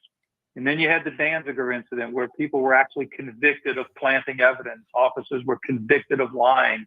You had the Glover case where an officer was convicted and other officers were prosecuted and subsequently terminated. That was really the nexus for the federal government to determine through its investigation whether or not there were patterns in practice. Now, secondly, the city of New Orleans, which is not uncommon, did not contest any of these issues in court. The city of New Orleans' decision was, we will accept a consent decree and not go to court to prove or disprove your allegations, and we're not going to acknowledge them. We're going to work to solve an issue. That's particularly not the worst solution, but I think if the NOPD back then would have had the capacity to push on some of those charges, maybe, but really what mattered for it, from my point of view, is the consent decree forced the city and the council to provide funding for those kinds of serious issues about training, about promotion, about accountability, about policy. So in my mind, the consent decree was not a bad thing. Finally, NOPD officers excelled and enhanced their proactive activity around crime fighting, around warrant service, around reducing vehicle accidents and collisions through fair and honest traffic enforcement, all during the consent decree. So I never thought that the consent decree constricted the officers. It might have made us take more reports, if you will, or make sure we documented our work. But when you've been sued as a police chief in many cities and states around the country, it's actually that documentation that shows a jury No, we might have one or two rogue people, but the agency itself is solid. Didn't it sort of restrict the NOPD as far as not being able to pursue criminals that were escaping? Couldn't, like Troop NOLA came in, and during the consent decree, they were chasing, folks that carjacked vehicles, going after these people drifting vehicles, four-wheelers, all that type of stuff. Didn't it have that kind of restriction, maybe limiting the proactive policing somewhat? Well, let me say this. In a way, I don't agree. In a way, I do. And here's why. In 1997, when I was the number 2 chief, we had a series of very unfortunate events associated with police pursuits, and we dramatically changed the policy. We didn't stop police pursuits. We said that sergeants and lieutenants have to approve in real time, which they were not doing before that. So think of it this, Corey. You're in a police car, and you're trying to pull somebody over, and they bolt. Are you in the best frame of mind to make the decision to go forward or not? History tells us you're not the best person. The sergeant or lieutenant who's listening to this, that is the national best practice. New York did it, New Orleans did it in the late 90s, and everybody else started following suit because there's no rational basis to have the officer who's in the middle of the fight make the choice. In the case of the four-wheelers and the pursuits that the state police do, as you noted, and thank you for talking about my career, as a state police chief, you have a different set of circumstances because some parts of the state of Louisiana is completely void of people. Some parts of Washington state, there was nobody for 100 miles on the interstate. That's a different scenario to make a choice. Yep. But in the heart of an urban center, making a choice has to be carefully thought out by the supervisors, not the officer themselves. We're visiting with Ronal Serpas, former police chief, city of New Orleans. Hey, Ronal, Colonel Hodges with the state police.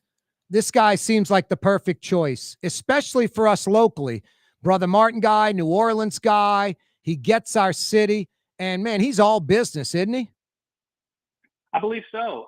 Having been a state police chief myself, it's a delicate balance between being able to immediately come to the aid and support of other local police departments in their communities.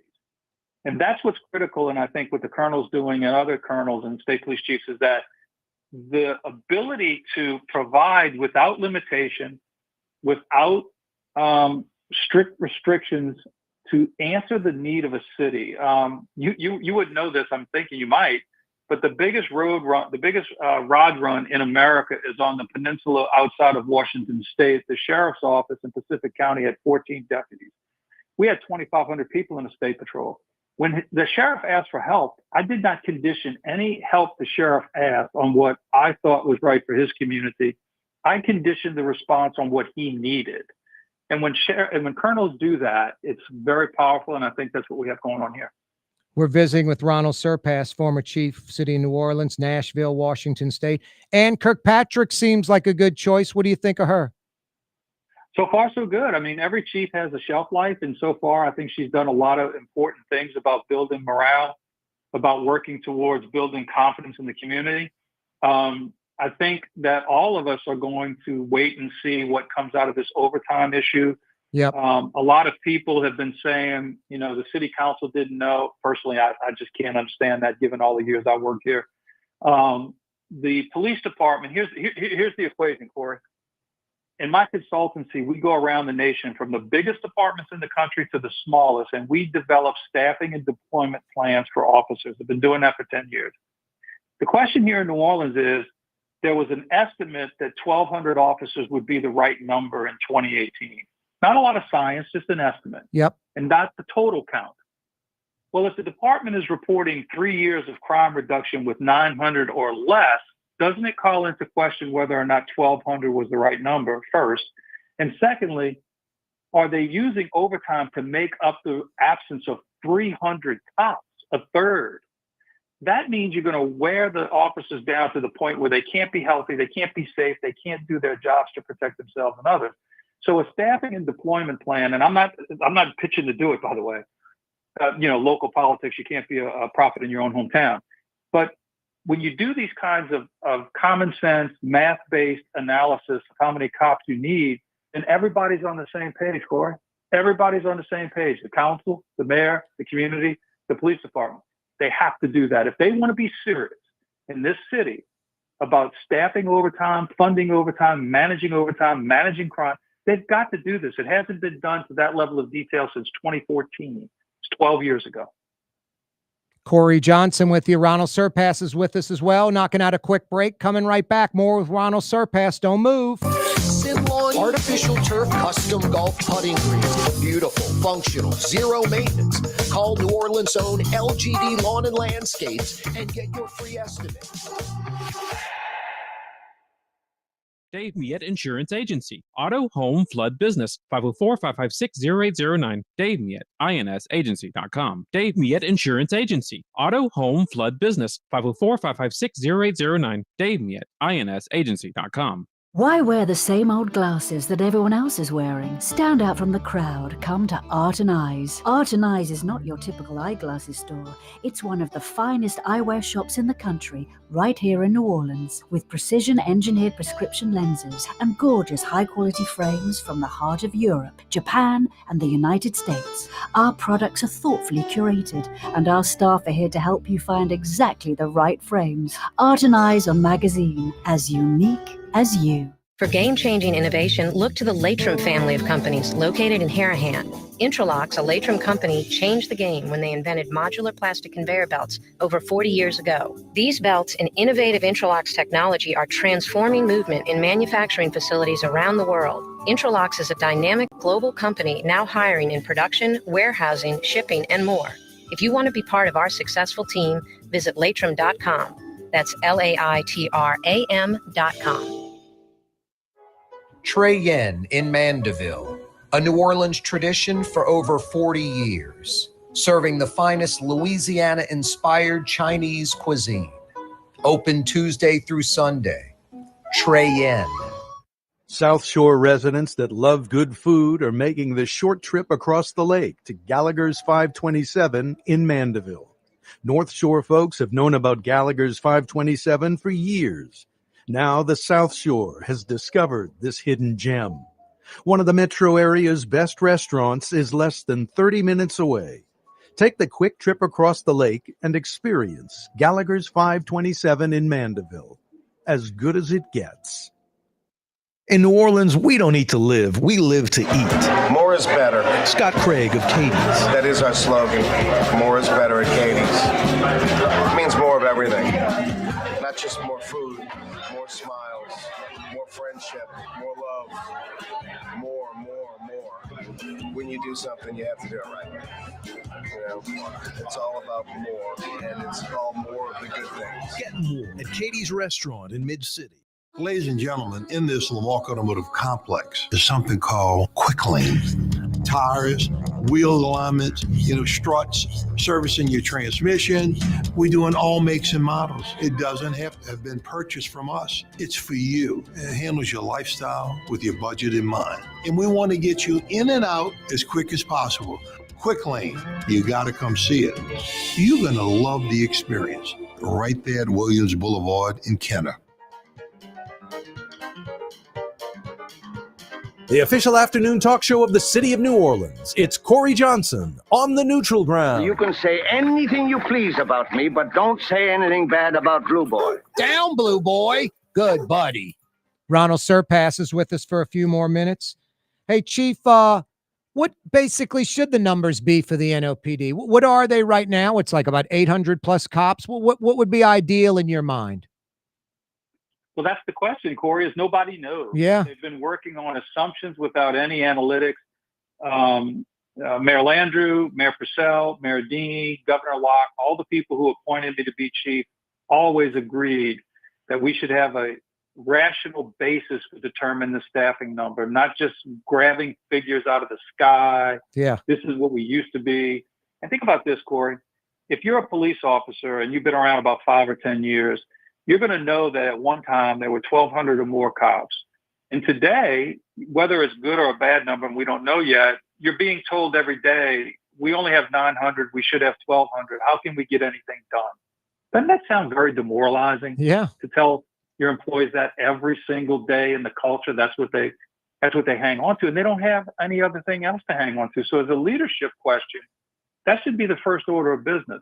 How many do we need based on science, history, experience, and usually third-party authentication? Because inside the Beltway, people think you're protecting your own fiefdoms, but when you come from outside, Corey, we just finished recently one of the largest departments in America, and as a result of that finding, it learned that they actually needed more detectives than they thought, than they needed officers in the field, because detectives are providing a direct service to a citizen who's been the victim of a crime. Officers in the field aren't really doing the exact same thing. Secondly, you only get detectives from the field. So it's like an incestuous circle that just gets worse and worse. You got to have a clear point of view and say, hey, this is how many people you need to reliably answer the radio. This is how many people you need to investigate homicides, sex crimes, child abuse. And we have the science and math to do that now. We didn't have that as well 10 years ago as we do today. When the National Guard idea was announced, I was a little against it. I was like, we're a tourist and convention city. We don't need to, send out this message that New Orleans is dangerous. And then people like Raphael Goyeneche and some others that I respect sort of set me straight by saying, these aren't police that are investigating or arresting people. It's National Guard in uniform with an AR-15 strapped around them. They're almost like walking the beat, I guess. And I changed my mind on it. And I was like, that police presence, that military presence will scare criminals off. Coupled with it, frees up the NOPD and Troop NOLA to proactively police and go after the criminals. Is the latter accurate? I totally agree with that. Look, I was in the New Orleans Police Department for 25 years. And every year for 25 years, we worked with the National Guard to help give a larger footprint of presence for traffic control, corner control, helping us during hurricanes to feed people. The whole thing, Corey, just becomes terribly politicized by people who have an agenda that's not transparent, that's very transparent. So the question of the National Guard working in New Orleans is as old as I am when I started in 1980, working during Mardi Gras in the French Quarter, with National Guard people, with corrections people from Angola and other correctional facilities.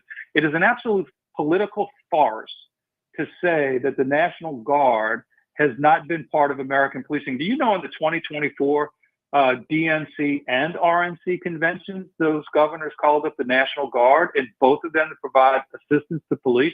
So the whole thing was just, blown out of proportion for political reasons. Secondly, if you think about it, Corey, what would you say when I was the chief, if I'd have got on television 5 minutes after a fatal exchange and said, I've seen everything, nothing to see here, cops did everything they were supposed to do? Yeah, that wouldn't be a good answer. No, most citizens would say, well, geez, he must know something I don't. Yep. Or most citizens would say, why is the chief making this declaration so quickly? Well, over the last 5 to 10 years, politicians, for reasons that are of their own design, get on television and say, I'm the governor of our great state. And 10 minutes ago, there was this terrible incident in our community, not just in Minnesota, it's all over the country. Yep. And I'm telling you, I think this was wrong.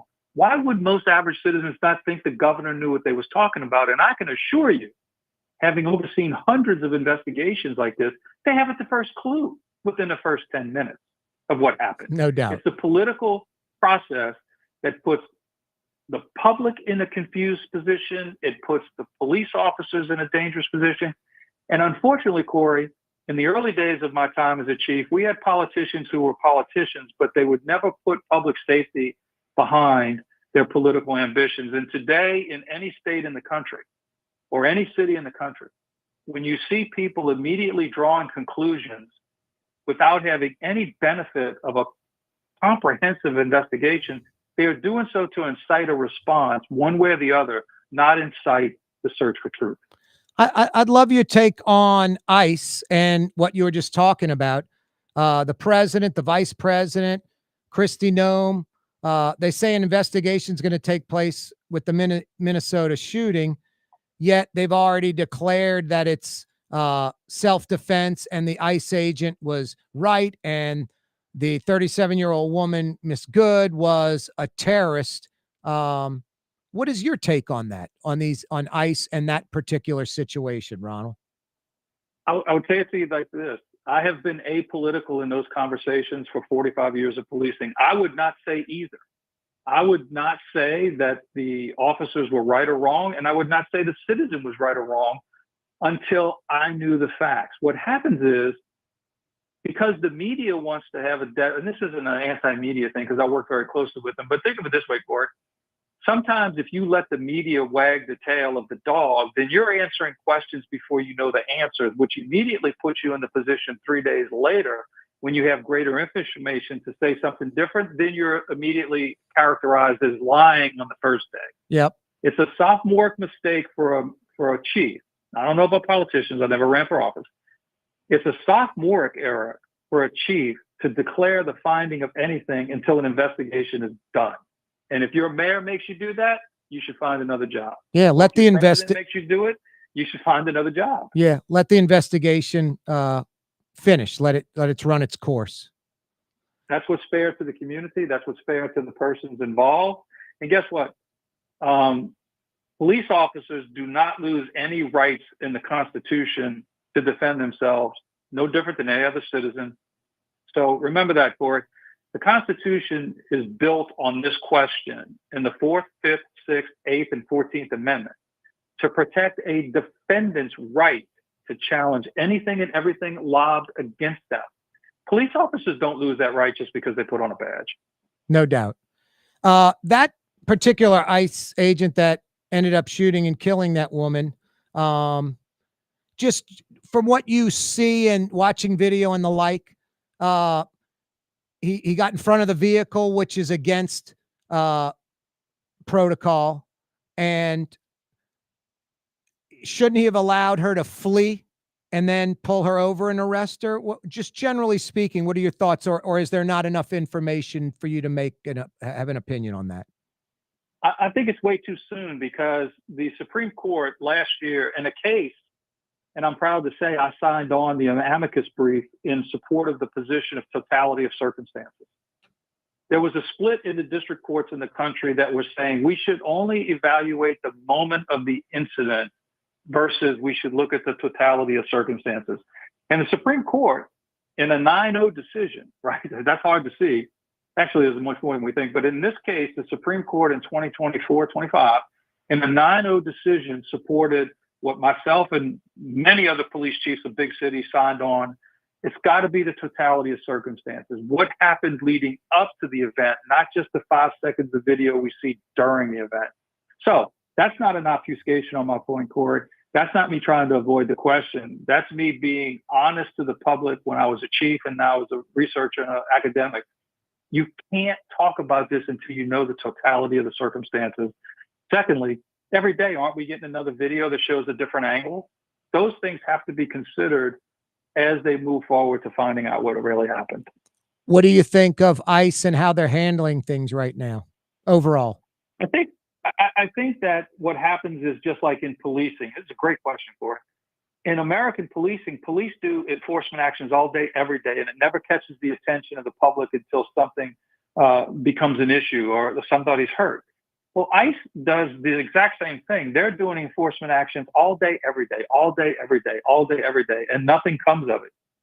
One of the things I will tell you, and this isn't in defense of anyone, this is a practical experience of 4.5 decades.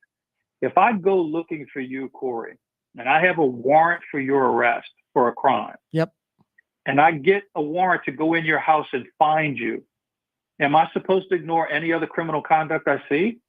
Absolutely not. That's not the law. That's not the jurisprudence.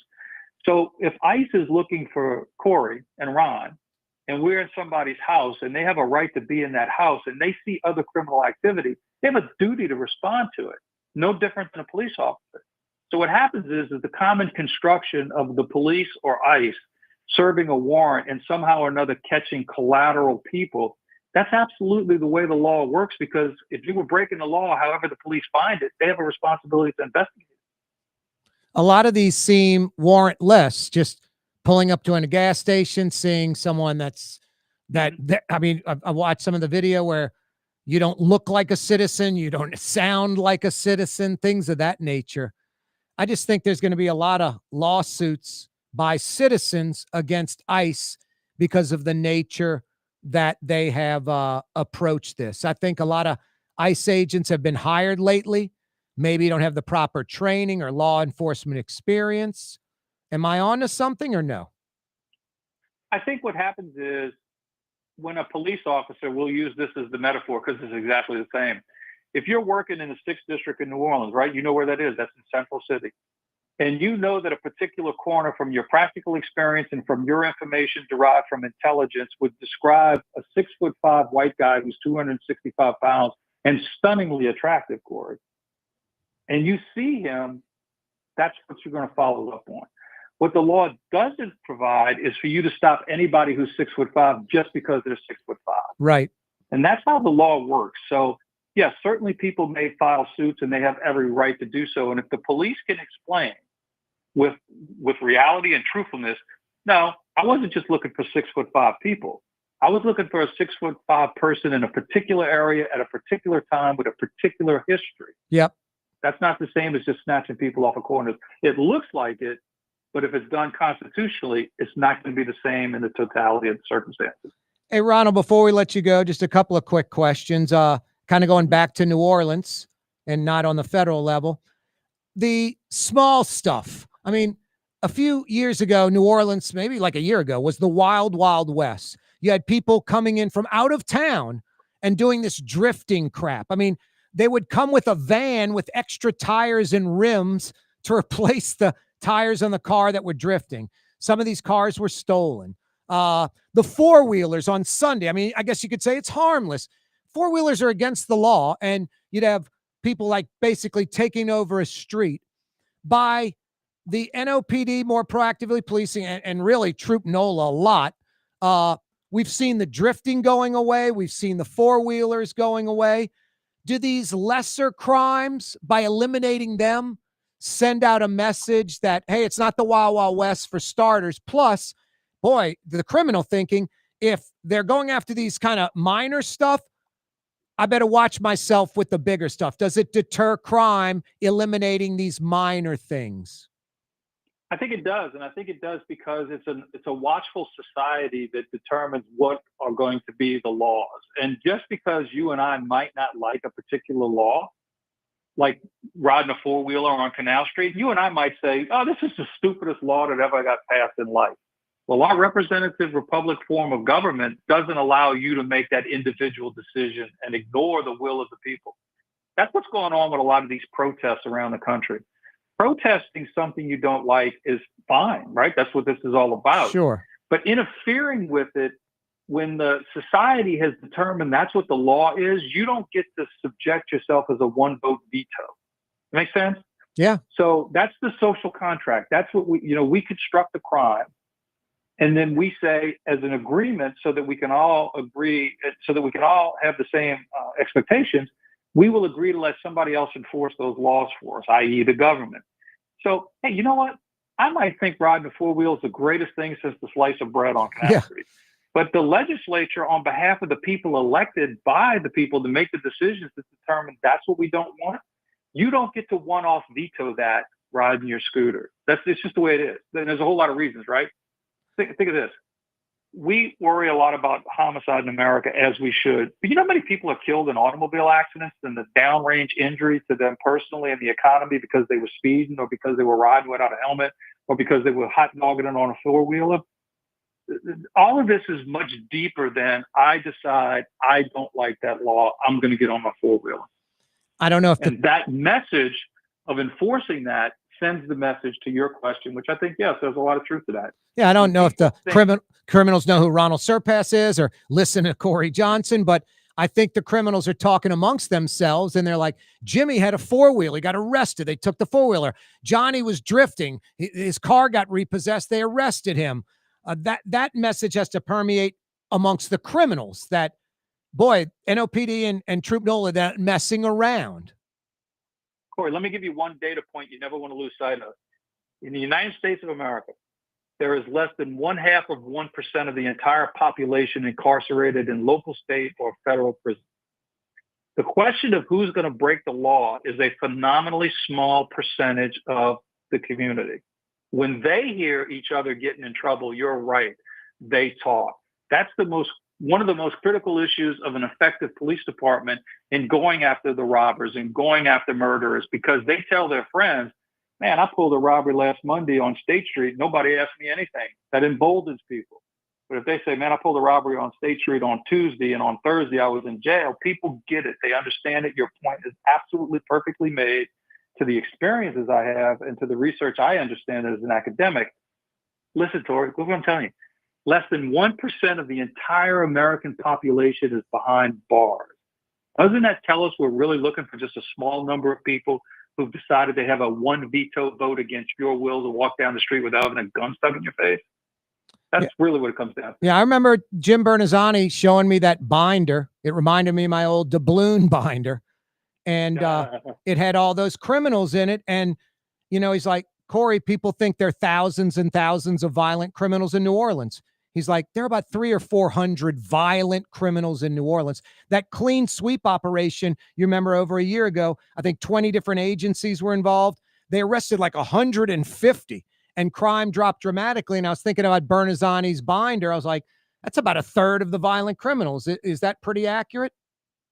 Yes, and here's where that's a great point. And here's where the juxtaposition comes. When the police and the criminal justice system find that group of people, they've done what they were expected to do. It's not the police department or the government's job to raise your children. Nothing good usually comes from that. So what happens is when you take that group of people out of the equation, you can and will reduce some crime. But when that vacuum is void, when that vacuum creates, there's many other social wraparound systems to include parenting, which is the most important, that help to reduce people falling back into that void. That's where the police, the police can't raise people's kids and they can't raise teenagers. So it is true that when the police find these people and remove them and the prosecutors are able to remove them, that void tends to be filled in generation after generation after generation. And the police can't be directly responsible for that. The community has a much larger role. See what I'm saying? Yeah. Ronald, final question. Are you kind of optimistic? New mayor. You got Hodges with the state police. You got Kirkpatrick at the NOPD. They seem solid. Consent decrees gone. Is there an optimism? Absolutely. I've been a new chief in a new administration several times. Mayor Helena Moreno now is the mayor. Every new administration has a chance to prove itself as it relates to service. And I'm happy, like everybody else, that we have a new direction. I kind of like that old saying, I'm not looking in my rearview mirror to see where I've been. So I'm thinking this is going to be great. I'm hoping it's going to be great. And my family has been serving on the police department since World War II. Wow. Unbroken. So we certainly want to see good things happen for our community and our city. You still at Loyola teaching? Yeah, I enjoy it greatly. I've been there 11 years. It's a great institution. We have wonderful students. It's been a gift to be able to be there. Yeah, you earned that retirement. Chief, thank you so much. All right, Corey, it's always good to talk to you. Yeah, pleasure. That's Ronal Serpas, former NOPD chief, joining us on the program, giving us that perspective. Corey Johnson with you on a Tuesday. Hey, Latrim, the global manufacturing giant located in Elmwood, they're hiring. I've been talking about Latrim for over a decade. This company is incredible. Go to the website, latrim.com. If you're just a New Orleanian that cares about the city, I mean, if we had about a dozen Latrims, we'd be Austin or Nashville. A worldwide company. They're on every continent on the planet, including China. They're everywhere. I know China's not a continent, but they're in that country. Latrim.com. They've got a full listing of positions available. It's not like 2 or 3 job openings. It's dozens and dozens and dozens. We're in January of 2026. New Year resolution, want a new job, a new gig, a new career. Latrim.com for a full listing of positions available. Latrim.com. Tuesday afternoon edition of the program. Mayor Helena Moreno, her Lights On campaign was out in New Orleans East. New Orleans East, you've been ignored for too long. Not anymore, not anymore. The Britannia liquor store getting shut down. LaToya Cantrell's daughter yesterday at the inauguration said it's finally over. Her daughter City leaders need to embrace we are digging. I hope Helena Moreno's listening in the new council. We be digging small holes, planting trees 24/7, 365. Trees absorb water, great flood mitigator. Plus, we only have an 18% tree canopy. Atlanta, Georgia has nearly 40%. Memphis, Tennessee, nearly 50%. Memphis, Tennessee, over 40%. We're in the subtropic zone, in a marsh, a wetland. We should have the greenest city in America. Plus, it helps flooding. We be digging small holes, and we be digging large holes, retention pond, water features. I mean, just about every playground in New Orleans should be a retention pond. So I hope Latoya Cantrell, ouch, Helena Moreno and the new council embracing we be digging, planting trees and digging retention ponds, flooding, one of our major problems in Metro New Orleans, and a deterrent for major corporations to come here and plant their seed and grow. Boy, Trey Yen is a good option tonight for dinner in Mandeville. It's not Chinese food, it's Chinese cuisine. What are you waiting for? You've been hearing me talk about Trey Yen for years. You've heard about Trey Yen for years, and maybe you've never gone. Don't let the North Shore Mandeville location deter you. 25 minutes from Lakeside Mall, some of the best Chinese food in America, literally. Go experience it tonight or tomorrow for lunch. Trey Yen in Mandeville. So damn good. Want to thank Ed Michel, Inspector General, City of New Orleans, joining us. Want to thank Ronal Serpas for joining us just now. And I want to thank Blue Boy for joining us. What's up, buddy? Don't what? Money, mama, what? Mario. Thank Mario Brothers, a.k.a. Latinx. Oh, I got you, Blue Boy. You're right. Oh, boy, Mario, we didn't get to talk about your 2019 championship Death Valley shirt. All good. 6 years ago today. Best college team of all time. Yep, I agree. Still. You're on the Mañana with Corey Johnson on TV on Cox Channel 4 and Spectrum Channel 333. Also on YouTube, on radio at NOLA Talk 93.9 FM, WSLA New Orleans. It's 6 p.m.